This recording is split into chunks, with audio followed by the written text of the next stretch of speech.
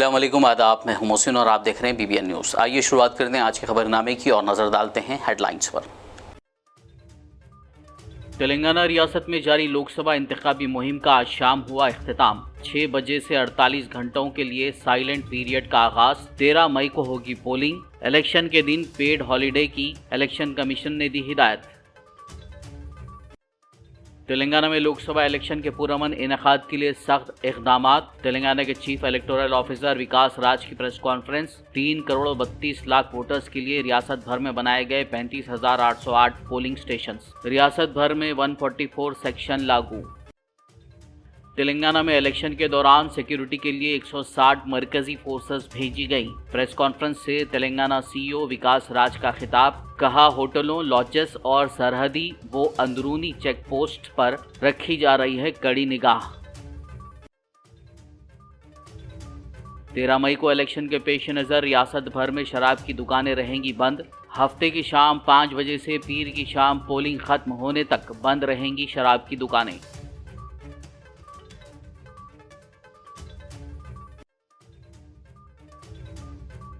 लोकसभा इंतखाबात में वोट डालने लोग अपने शहरों और गांव की तरफ रवाना।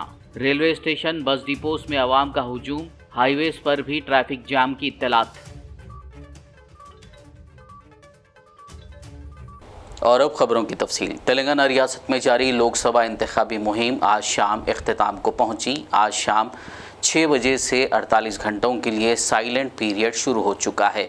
इस ज़िमन में तेलंगाना के चीफ इलेक्टोरल ऑफिसर विकास राज ने मीडिया कॉन्फ्रेंस करते हुए इलेक्शन के पुरअमन इनेकाद के लिए किए गए इक़दामात की तफसीलात से वाकिफ़ करवाया। उन्होंने इंतबाह देते हुए कहा कि तमाम कंपनियां अपने मुलाजमीन को 13 मई के दिन पेड हॉलीडे देंगे और जो कंपनियां क़वायद की तामील नहीं करेंगी उनके खिलाफ कार्रवाई की जाएगी।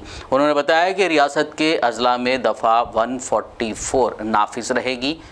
12 और 13 तारीख को न्यूज़पेपर्स में सियासी इश्तिहारात के लिए इलेक्शन कमीशन की इजाज़त लेनी होगी। इसी तरह इलेक्ट्रॉनिक मीडिया और वेबसाइट्स पर सियासी इश्तिहारात या किसी भी सियासी जमातों के निशानात नशर नहीं किए जाने चाहिए। जबकि इंतखाबात से मुताल्लिक़ बल्क SMS पर भी पाबंदी रहेगी और एग्ज़िट पोल्स पर भी 1 जून तक पाबंदी आयत रहेगी। विकास राज ने मज़ीद कहा कि इंतखाबी मुहिम की मुद्दत ख़त्म होने के बाद इंतखाबी हलक़ों में कोई और यानी दीगर रियासतों के अफराद नहीं होने चाहिए। फंक्शन हॉल्स, कम्युनिटी हॉल और लॉजेस और होटल्स पर सख्त निगाह रखी जा रही है। तमाम गाड़ियों को रियासत के सरहदी और अंदरूनी चेक पोस्टों पर अच्छी तरह चेक किया जा रहा है। इसी तरह पोलिंग मटेरियल और EVM की मुंतकली के लिए भी सख्त हिफाजती इंतजामात को यकीनी बनाया गया है। तो 4 बजे 13 असेंबली सेगमेंट्स में प्रचार का समय समाप्त हुआ। बाकी के 116 में 6 बजे समाप्त हो जाएगा। इसके साथ ही इलेक्शन कैंपेन पब्लिक मीटिंग्स के द्वारा, माइक्स के द्वारा अब नहीं कर सकते हैं। वैसे ही दूसरी तरीके की रेस्ट्रिक्शंस भी अब फोर्स में आ गई हैं।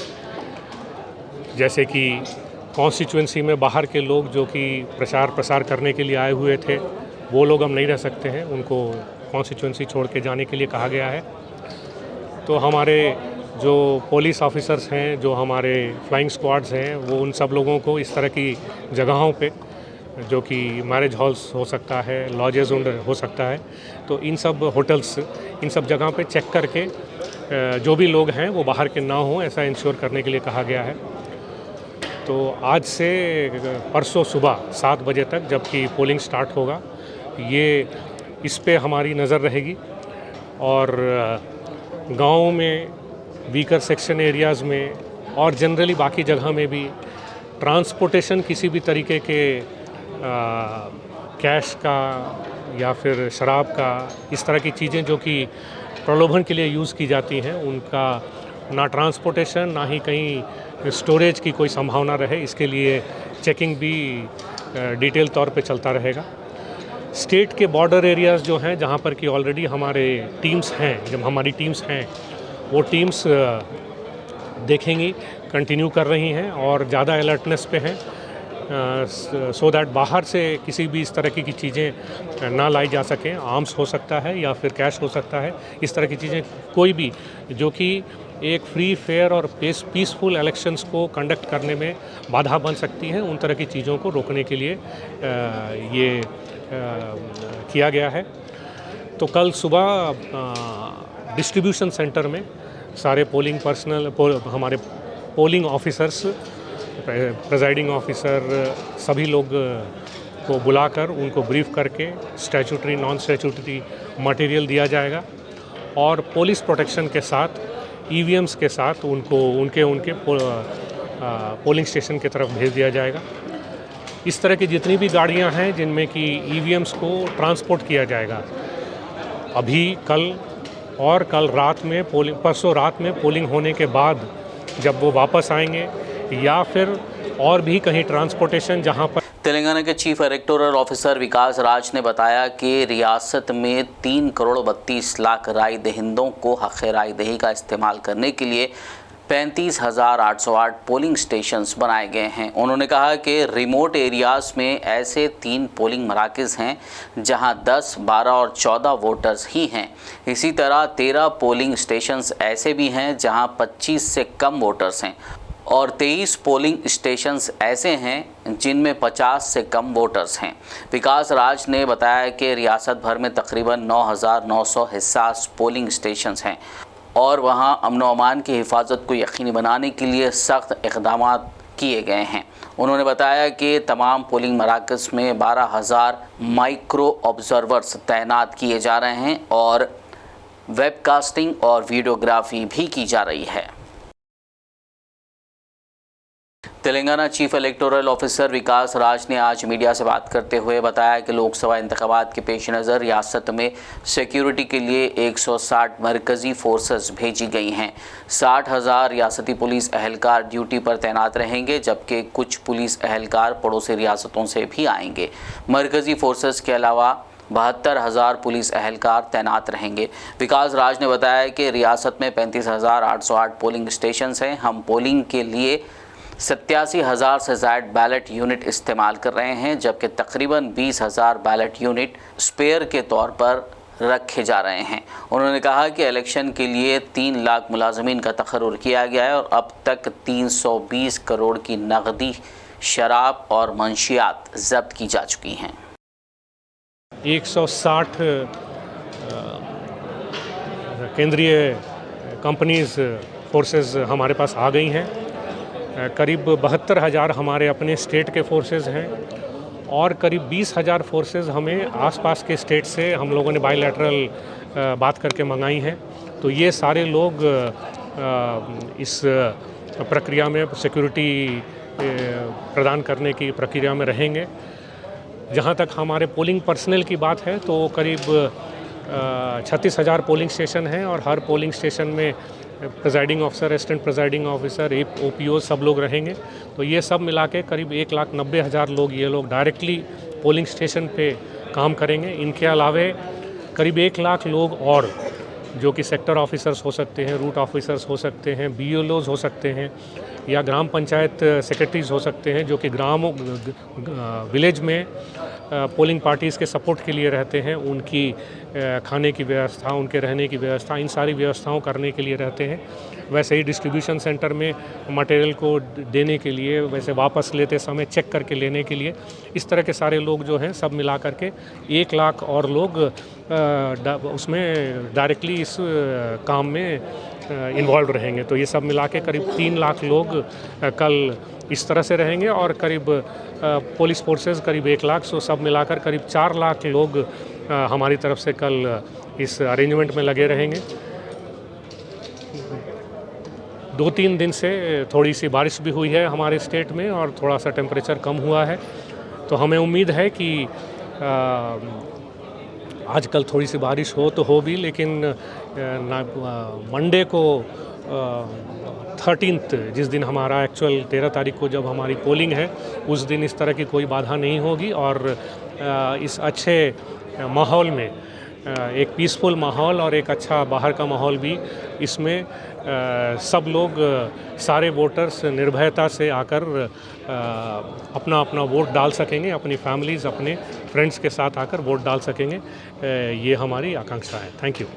तेलंगाना रियासत में गुज़िश्ता 2 माह से जारी लोकसभा इंतखाबी मुहिम के आज शाम 6 बजे ख़त्म होते ही 48 घंटों के लिए साइलेंट पीरियड का आगाज़ हो चुका है, जबकि 13 मई को रियासत के 17 लोकसभा हलकों और सिकंदराबाद कंटोनमेंट असेंबली सीट के लिए पोलिंग होगी।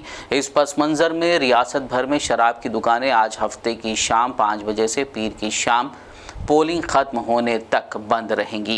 इलेक्शन कमीशन पहले ही वाजे कर चुका है कि लाइसेंस होने के बावजूद शराब फरोख्त नहीं की जा सकती। इस वजह से मुसलसल तातीलात होने के बायस शराब के शौकीन एहतियात बरत रहे हैं, इसीलिए हफ्ते के रोज़ शराब की दुकानों पर काफ़ी हुजूम देखा गया।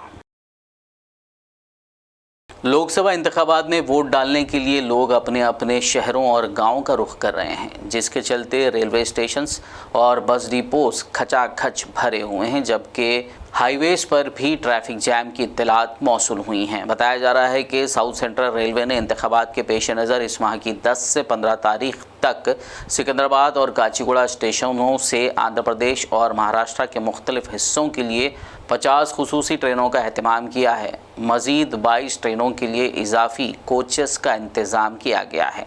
इसी तरह TSRTC ने हैदराबाद से आंध्र प्रदेश में वोट डालने जाने वालों के लिए खुसूसी बसों का इंतज़ाम किया है। अहदेदारों ने बताया कि वो हर रोज़ 400 बसें AP के मुख्तलिफ हिस्सों में चला रहे हैं, जबकि मोटर नशी अफराद की जानिब से अपने आबाई मुकामात की रवानगी की वजह से विजयवाड़ा हाईवे पर ट्रैफिक जैम के मसाइल देखे जा रहे हैं। इंतखाबी मुहिम के आज ख़त्म होने के साथ ही तमाम सियासी पार्टियों और लीडरों ने अपने कैंपेन को रोक दिया है। ताहम इलेक्शन कमीशन और हुक्काम इंतखाबात में शराब और पैसे की हेरा फेरी को रोकने के लिए वसी पैमाने पर तलाशी ले रहे हैं। इस कार्रवाई के दौरान महबूबनगर ज़िले के बालानगर में काफ़ी मकदार में शराब जब्त की गई है। कौमी शाहराह पर गाड़ियों की चेकिंग के दौरान हुक्काम ने एक लॉरी जो गैर कानूनी तौर पर शराब ले जा रही थी रोक कर चेक करते हुए शराब को जब्त कर लिया, जिसकी मालियत 2 करोड़ रुपए से ज़ायद की बताई जा रही है। हुक्काम ने बताया कि यह शराब गोवा से विजयवाड़ा ले जाई जा रही थी, ताहम इसके पीछे कौन है इसके लिए तहकीकात की जा रही है। खबरनामे में फ़िलहाल लेंगे एक ब्रेक, मुलाकात होगी इस छोटे से ब्रेक के बाद।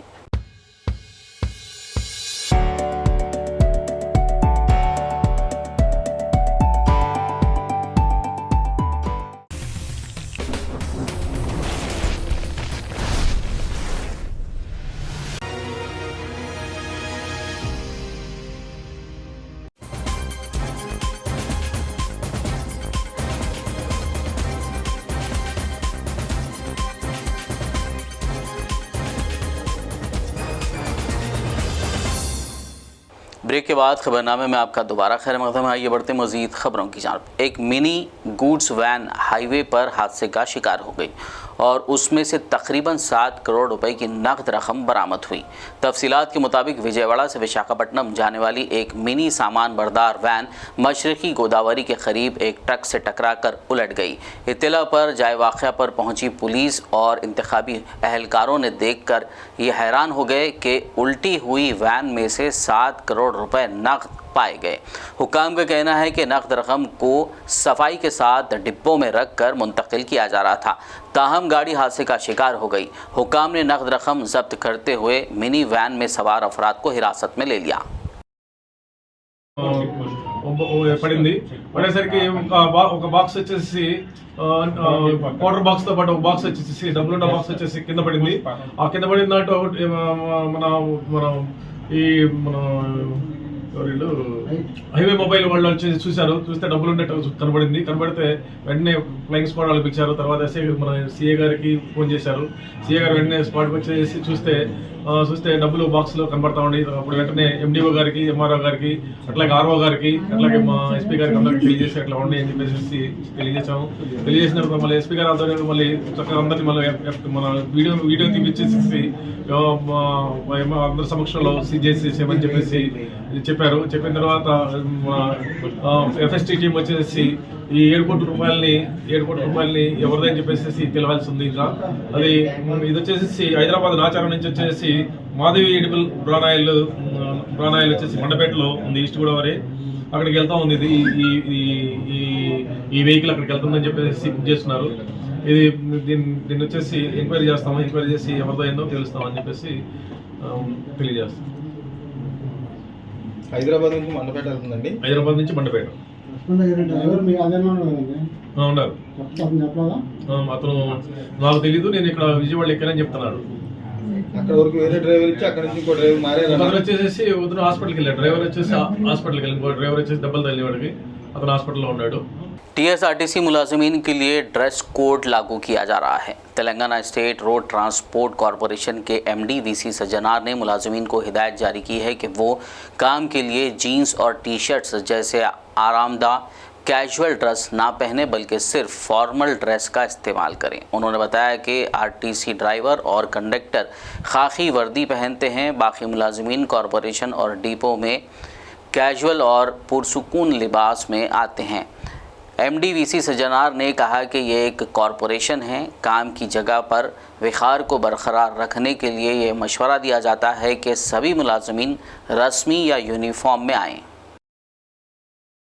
हैदराबाद मेट्रो रेल ने माली साल 2023-24 की 31 मार्च को ख़त्म होने वाले क्वार्टर यानी सेमाही में नुकसानात की इत्तलात दी हैं। इस कमी के लिए वजह टीएसआरटीसी की खातून को मुफ्त बस सर्विस महालक्ष्मी स्कीम के नफाज को करार दिया गया है। मेट्रो हुक्काम का कहना है कि ख़वातीन को मुफ्त बस का हक़ फराहम करने वाली स्कीम ने मेट्रो की औसत सवारियों को मुतासर किया है। एल&टी के CFO शंकर रमन ने इस ज़िमन में तफसीलात बताई और कहा कि मुफ्त बस सर्विस का असर मेट्रो पर देखने को मिल रहा है। Made metro ridership less interesting because it has taken away the women from the compartments, and since the women are occupying the buses and the number of buses has not increased, the men from buses are moving into the railway wagons. So there is a gender distribution that is happening in the transportation system. Buses are being used by women who pay nothing, and metro is used by men who pay 35 rupees on an average per ticket. But we do think it's not sustainable because some of the etc. Is not going to help the state finances, because what is the point in making the transport corporation of Telangana or Hyderabad go bankrupt? There's no fun in doing that. And secondly, these are depreciable assets because every 5 years the fleet of buses needs to be invested in. So where is the money going to come from unless the users pay? Telangana रियासत से आज 11 मई को 855 आज़मीन हज को लेकर 3 flights Medina Munawwara के लिए रवाना हुई। इससे क़ब्ल आज़मीन हज खुसूसी बसों के ज़रिए नामपली हज हाउस से राजीव गांधी इंटरनेशनल एयरपोर्ट शमशाबाद के लिए तलबिया की गूंज में रवाना हुए। इस मौके पर उलमाए कराम ने आज़मीन से ख़िताब करते हुए उन्हें मुबारकबाद दी और सफ़र हज के दौरान अल्लाह को राज़ी करने का मशवरा दिया। इस दौरान हज कमेटी के executive officer Liyaqat Hussain, assistant executive officer Irfan Sharif, Haj committee का अमला, हज वॉलंटियर्स और महकमा पुलिस के अहदेदारों के अलावा दीगर मौजूद थे। आज़मीन हज को उनके रिश्तेदारों और दोस्त अहबाब ने तलबिया की गूंज में विदा किया। इस साल हज 2024 हज कैंप एक तारीखी कैंप है जिसमें 11,000 से ज्यादा हुज्जाज हज के मुक़द्दस सफर के लिए रवाना हो रहे हैं। इस साल हज कमेटी ऑफ इंडिया ने आज़मीन हज को ओपन ऑप्शन दिया था ताकि हिंदुस्तान के किसी भी एम्बार्केशन से हाजी रवाना हो सकते थे।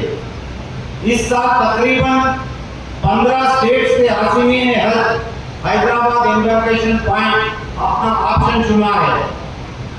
आज की ये 5वीं सऊदी अरेबियन एयरलाइंस की फ्लाइट है जो 270 हुज्जाज के साथ इंशाअल्लाह रात के 2:25 को मदीना मुनव्वरा रवाना होगी।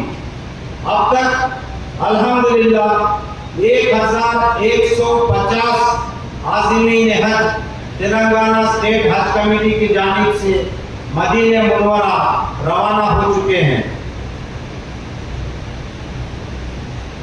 तमाम आज़मीन हज से मेरी अदबन गुजारिश है कि आप लोग हज सुविधा ऐप का पूरा इस्तेमाल कीजिए, जो बहुत फायदेमंद है, जिसमें आपको आपका खादिमुल उज्जत कौन है और आपकी रिहाइश कहाँ है, हॉस्पिटल्स कहाँ है, आप लाइव ट्रैक कर सकते हैं। आपका सामान अगर मिसप्लेस हो गया तो आप इस ऐप के जरिए ट्रैक कर सकते हैं। इसमें एक SOS बटन है जो इमरजेंसी में आप इस्तेमाल कर सकते हैं। नुमाइंदा रोजनामा एतमाद आदिलाबाद मोहम्मद शाहिद अहमद तवक्कल की फरीज़ हज की अदायगी के लिए रवानगी की मसरत में Burhanuddin Owaisi editor in chief Roznama Etemaad ने अपने दफ्तर वाक़ दारुस्सलाम में उनकी गुलपोशी करते हुए मुबारकबाद दी और नेक तमन्नाओं का इज़हार किया। इस मौके पर शेख मुनीर, एडवर्टाइजिंग मैनेजर मोहम्मद लियाकत, अब्दुल खादर, मोहम्मद ओवैस, टाउन रिपोर्टर एतमाद आदिलाबाद, अमीम शरीफ व दीगर मौजूद थे। इस एजाज़ के लिए शाहिद अहमद तवक्कल ने बुरहानुद्दीन ओवैसी और तमाम से इज़हार तशक्कुर किया। निर्मल टाउन पुलिस ने कल रात के वक्त निर्मल ज़िले के मरकज़ में पेश आने वाले कत्ल के वाक़े को अंदरून 12 घंटे हल कर लिया। ज़िला SP जानकी शर्मिला ने एक प्रेस कॉन्फ्रेंस करते हुए वाक़े की तफसीलात बताई। पुलिस ने मुलजिम को गिरफ्तार करते हुए उसके पास से एक मोबाइल फ़ोन और कत्ल में इस्तेमाल होने वाला चाकू बरामद कर लिया। 4 years back ఒక లేడీని లవ్ చేశాడు. ఈయన 4 years ముందు అదే ఇతను కాదు, ఇతను చనిపోయిన అతని పేరు మాజిద్ జిషాన్. ఈ జిషాన్ అనే ఆయన 4 years బ్యాక్ ఒక అమ్మాయిని లవ్ చేశాడు. తర్వాత కొన్ని రోజుల నుంచి వాళ్ళు మాట్లాడుకోవడం లేదు. తర్వాత ఇప్పుడు ఈ సుమేర్ అనే ఆయన అమ్మాయితో రిలేషన్లో ఉంది. సో దీని విషయంలో ఇద్దరికి కొద్దిగా మనస్పర్ధలు వచ్చాయి, గొడవలు జరుగుతున్నాయి. అయితే నేను ఈవినింగ్ మాట్లాడుకుందాం రమ్మనేసి వాళ్ళ ఫ్రెండ్స్ని పిలిచాడు. ఈ సుమేర్ జిషాన్ ఇద్దరు కలిశారు. అతనితో పాటు ఇంకొక ఆయన కూడా ఉన్నారు. సో పిలిచి సడన్గా ఆర్గ్యుమెంట్ అయినప్పుడు ఆ ప్రొవొకేషన్లో ముందుగానే ప్లాన్ చేసుకున్నాడు. కత్తి తీసుకొచ్చి అతన్ని గట్టిగా పొడవడం జరిగింది. దానిలో ఈ సుమేర్ పొడిచినప్పుడు ఈ జిషాన్ ఆన్ ది స్పాట్ చనిపోయాడు. ఇంకొక మాజిద్ అనే ఆయనకి కత్తిపోట్లు వచ్చాయి. దానికి ఆయన్ని హాస్పిటల్కి తరలించడం జరిగింది. Is out of danger now. ఈ కేసులో మేము ఈ సుమేర్ని అరెస్ట్ చేయడం జరిగింది, రిమాండ్కి పంపించడం జరుగుతుంది. తర్వాత DSP గారిని నేను అభినందిస్తూ ఉన్నాను. వాళ్ళ టీం కూడా వితిన్ 2-3 hours ఈ కేసును ఛేదించడం జరిగింది. So appreciate all the efforts of police team. దీంతో సంబంధం ఏం లేదు. ఎవరైనా సరే నిర్మల్లో ఎక్కడైనా శాంతి భద్రతలు భంగం కలిగిస్తే చాలా స్ట్రాంగ్గా డీల్ చేయడం జరుగుతుంది. ఎవరిని స్పేర్ చేసేది లేదు. ఎంత పెద్దోళ్ళు అయినా సరే అరెస్ట్ చేయడం జరుగుతుంది, ఇమీడియట్గా కేసులు పెట్టడం జరుగుతుంది. యువత ఇట్లాంటి భ్రమల్లో పడి ఇలాంటి వాటిలో పార్టిసిపేట్ చేసి లైఫ్ పాడు చేసుకోవద్దని నేను స్పెషల్గా కోరుకుంటున్నా. అలాగే రకరకాల రూమర్స్ కూడా స్ప్రెడ్ చేస్తూ ఉన్నారు. అక్కడ కత్తిపోట్లు అయ్యాయి, ఇక్కడ కత్తిపోట్లు అయినా అట్లా ఏమీ లేదు. కత్తిపోట్లు ఏమి జరగలేదు. స్టోన్ పెయింటింగ్ ఒకటే రాళ్ళు ఇసుకున్నారు, దానికి దెబ్బ తగిలింది అండ్ ఒక పంచ్ చేశారు. అది కూడా కులానికి మతానికి సంబంధించింది కాదు. It's a personal vendetta. आखिर में एक नज़र हेडलाइंस पर। तेलंगाना रियासत में जारी लोकसभा इंतखाबी मुहिम का आज शाम हुआ इख्तिताम। 6 बजे से 48 घंटों के लिए साइलेंट पीरियड का आगाज। 13 मई को होगी पोलिंग। इलेक्शन के दिन पेड हॉलीडे की इलेक्शन कमीशन ने दी हिदायत। तेलंगाना में लोकसभा इलेक्शन के पुरअमन इनेकाद के लिए सख्त इक़दामात। तेलंगाना के चीफ इलेक्टोरल ऑफिसर विकास राज की press conference. 3 crore 32 lakh voters के लिए रियासत भर में बनाए गए 35,808 पोलिंग स्टेशंस। रियासत भर में 144 सेक्शन लागू। तेलंगाना में इलेक्शन के दौरान सिक्योरिटी के लिए 160 मरकजी फोर्सेस भेजी गई। प्रेस कॉन्फ्रेंस से तेलंगाना CEO विकास राज का खिताब। कहा, होटलों, लॉजेस और सरहदी व अंदरूनी चेक पोस्ट पर रखी जा रही है कड़ी निगाह। 13 मई को इलेक्शन के पेश नज़र रियासत भर में शराब की दुकानें रहेंगी बंद। हफ्ते की शाम 5 बजे से पीर की शाम पोलिंग खत्म होने तक बंद रहेंगी शराब की दुकानें।